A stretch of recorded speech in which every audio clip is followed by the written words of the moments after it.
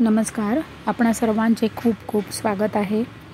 सर्व लाडक्या बहिणींना फेब्रुवारीचा हप्ता मिळालेला आहे आणि ज्या काही बहिणी राहिलेल्या असतील त्यांनाही मिळेल.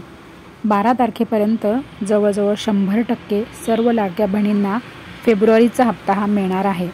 तर काळजी करू नका, ज्या बहिणींना नाही मिळाला त्यांनाही मिळेल.